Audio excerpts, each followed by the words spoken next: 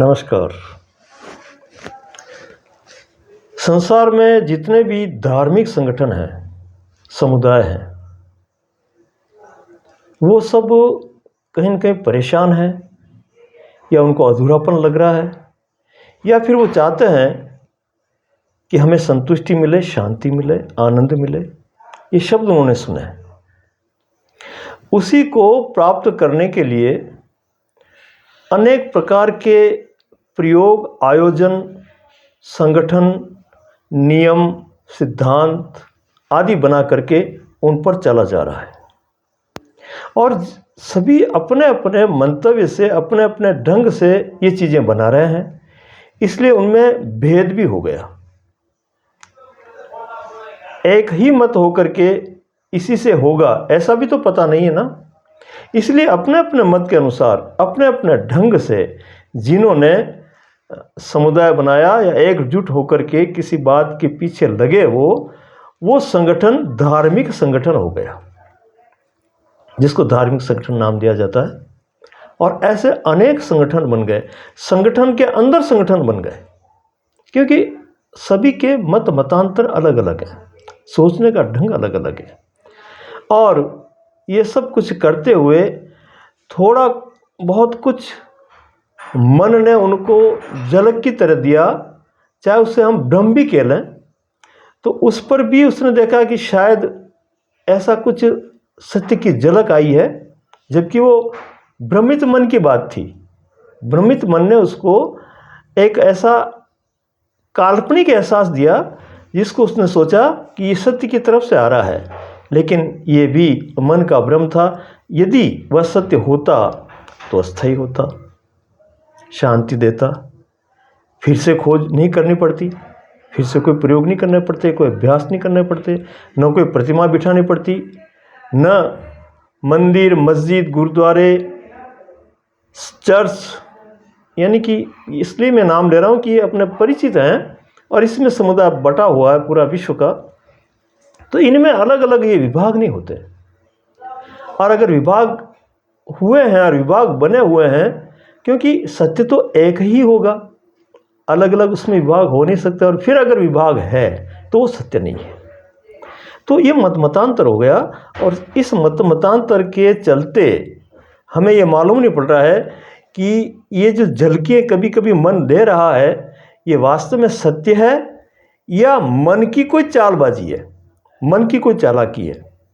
तो ये एक तरह का जो है उहापोह, एक भ्रमिकता हम में फैलती जा रही है और हम गति करते हैं, लेकिन उस गति में सिर्फ थकान हाथ लग रही है, हताशा हाथ लग रही है। हम जो है, जो हमें अंतःकरण से जो बात उठती है कि ऐसा हो जाए तो ठीक है, वैसा हो नहीं पा रहा है। ये बार बार हमारे साथ मन एक खिलवाड़ खेल रहा है। अब देखो, एक छोटी सी बात है कि व्यक्ति ने देखा कि जो जो चीज़ें संसार में मेरे साथ है उनको मैंने नहीं पाया तो दुखी, और अधिक पा लिया तो भी दुखी। जैसे अर्थ को ले लें, धन को ले लें। धन यदि जो है नहीं है तो भी दुख है, क्योंकि व्यवस्था सही नहीं बैठ रही है।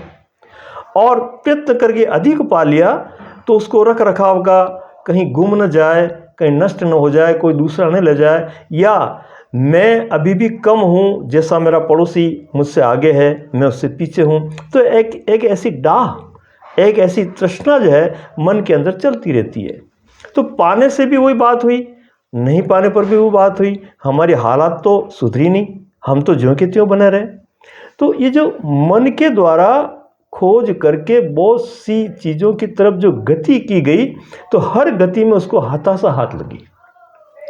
फिर उसने सोचा क्या परिकल्पना की उसने कि ऐसी कोई शक्ति, ऐसा कोई पावर, ऐसी कोई यूनिवर्सल एक इमेज होनी चाहिए, या इसको, इस संसार को चलाने वाला ऐसी कोई अदृश्य शक्ति होनी चाहिए जिससे ये सब चल रहा है। तो हमारा जो ये प्रश्न है, या हमारी जो उहापोह है, हमारी जो परेशानी है, हमारी जो समस्या है, वो भी शायद उस शक्ति से समाधान हो जाएगा उसका, और हम जो चाहते हैं वो मिल जाएगा। इसके लिए फिर जो है वैचारिक क्रांति, वैचारिक उहापोह चली। उस वैचारिकता में भी फिर मतांतर हुए, फिर बंटवारा तो वो का हुई, यानी कि समस्या ज्यों की त्यों खड़ी रही। अच्छा, अब इन सब चीज़ों को छोड़ करके किसी ने देखा कि ये चीज़ें मुझे दुख दे रही है, कि क्यों नहीं मैं इनका त्याग कर दूं। त्याग करने के बाद में जब मैं निश्चिंत हो जाऊंगा, इनसे छुटकारा मिल जाएगा, जो कि दुख का कारण है, उन सामग्रियों से अलग हो जाऊंगा, तो हो सकता है मेरा मन इनसे हट करके कहीं नई उड़ान भरे। ऐसा उनके मन में हो करके, और वो इन सब का त्याग करके, जिसको हम हिंदू तो में जो है संन्यास कहते हैं, संन्यास नाम जिसका दिया गया, तो वो घर बार परिवार यानी कि जितने भी उसके सुख हैं वो, और सब कुछ छोड़ करके और एक अकेला जंगल की तरफ जो है निकल जाता है। ऐसा भी प्रयास किया गया बहुत बार।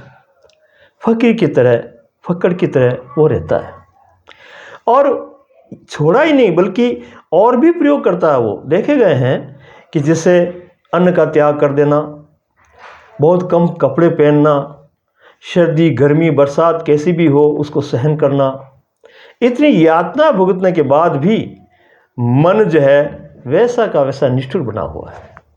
और अब वो परिकल्पना क्या करता है कि कोई न कोई शक्ति मुझ पर कृपा कर रही है, और वो आपस में बात करते हैं, विवाद करते हैं कि मुझे तो दर्शन दिए, मुझे ऐसा कह दिया, मेरा ऐसा कल्याण हो जाएगा, और मैं जो मेरे साथ जो सन्यासी है या त्यागी है उससे मैं ज़्यादा त्याग कर रहा हूँ। यह वहाँ भी प्रतियोगिता, कंपटीशन, क्योंकि आदत तो पुरानी है ना, उसी आदत को वहाँ भी अपनाएगा, और उसी झमेले में भी रहता हुआ, उसी को दोहराता हुआ निरंतर चलता रहेगा। वहाँ भी जो दुख आएंगे वो दुख आध्यात्मिक दुख होंगे, है ना। यानी कि अध्यात्म का मतलब, अध्यात्म तो गया, आत्मा को पहचानने के लिए गया, लेकिन साथ साथ में मन की जो वो भागदौड़ थी वो भी साथ रही। हाँ, उसके ढंग बदल गए, तरीके बदल गए, आयाम बदल गए, लेकिन कारण वो के वही रहे। इसलिए वहाँ भी असंतुष्टि। अब ये सब क्यों कर रहा है वो मन? इसलिए कर रहा है कि शायद मैं यहाँ नहीं पा पाया संसार में, तो इससे आगे बढ़ करके मैं किसी परम शक्ति के साथ रह करके उससे ये मांग लूँ, उससे ये प्राप्त कर लूँ। इस तरह की उसकी धारणाएं बनती है। तो वो धारणाएं फिजूल है, अर्थहीन है, उसके पीछे कोई तथ्य नहीं है, ऐसी मनोकल्पित है वो। तो फिर वो भी वहाँ जो है खाली खाली सा रहता है, परेशान सा रहता है, और अब उसकी हिम्मत भी कम पड़ती है। क्यों? कि करके देख लिया वहाँ नहीं मिला, और छोड़ के देख लिया वहाँ भी नहीं मिला। उसकी हालत बड़ी दयनीय हो जाती है। यानी कि जो कर रहा है उसको तो ये आशा भी है कि शायद इसको छोड़ने के बाद में मैं उसको प्राप्त कर लूँगा, लेकिन वो ज़्यादा समस्या में है या ज़्यादा बेचैन है जिसने छोड़ करके देख लिया। अब उसके आगे तो कुछ उसके पास कोई आयाम भी नहीं है, कोई गति भी नहीं है, कोई दिशा भी नहीं है। अब वो क्या करे? तो वह कुंठित होकर के अपने आप में लोगों को ये जताता है कि मैं सुखी हूँ, मैं खुश हूँ। अब वहाँ उसके मन पर चोट पड़ती है ना, उसकी छवि पर चोट पड़ती है। तो वो कहता है कि मैं आपसे बेहतर हूँ, अच्छा हूँ। ये भी उसका भूल भुलैया है, और उसके भ्रमित मन का प्रलाप है। वो वैसा है नहीं है, और जो होता है वो कहता नहीं है। तो इस तरह की जो विडंबनाएं निरंतर चलती रहती है, और इसी विडंबना को लेकर के वह मन किसी प्रकार की खोज नहीं कर पाया। तो अब क्या करें हम? इसके लिए सब तरफ से देख लिया कि मन के पास समाधान नहीं है। पकड़ के देख लिया, छोड़ के देख लिया, दोनों तरफ मन उसी तरह से उधेड़-बुन में लगा हुआ है, उसके पास समाधान नहीं है। तो मन के पास समाधान नहीं है, इस बात को समझ ले। दोनों तरह के आयाम देख लिए हमने, है ना, संसार के भी और संसार से हट करके भी, और ये पाया कि मन के पास समाधान नहीं है। और ये भीतर से जो बात उठ रही है वहाँ तक मन पहुँच नहीं पा रहा है। वो जो चाहता है वो हो नहीं रहा है।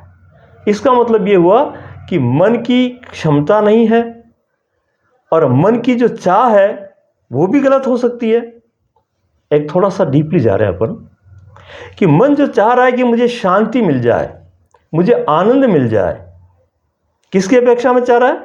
वो जो पहले भुगत चुका है, जो दुख में रह चुका है, उसकी अपेक्षा में चाह रहा है। तो अपेक्षा तो साथ खड़ी हुई है, यानी कि द्वैत तो बना हुआ है। दो का झमेला निरंतर चल रहा है। इस दो के झमेले में वो कितने भी प्रयत्न करेगा लेकिन उससे छुटकारा असंभव है, नहीं होगा। तो पहले ये समझ ले अच्छी तरह से कि मेरा मन इस प्रश्न का उत्तर नहीं दे सकता, मेरा मन किसी तरह से इसको हल नहीं कर सकता, उसके पास समाधान नहीं है। बस इतना सा समझ करके ठहर जाए। आपके मन में बात आ रही होगी कि शायद इसका कोई समाधान बताएंगे, कोई तरीका बताएंगे, कैसे क्या किस तरह से इस तरह की कोई बात करेंगे, कोई विधि बताएंगे, कोई सिद्धांत बताएंगे, कोई नियम बताएंगे। वो तो आप कर चुके हैं ना, उसको फिर से रिपीटेशन करने की क्या ज़रूरत है, उनको दोहराने की क्या ज़रूरत है। उनको इतना करने के बाद भी हालात वैसे के वैसे हैं, तो फिर एक ही बात ध्यान से सुननी होगी और उसको स्थिर करनी होगी कि मन में समाधान नहीं है, मन से समाधान नहीं हो सकता। बस ये पूरा समझ ले और ठहर जाए, फिर जो होगा देखा जाएगा। धन्यवाद।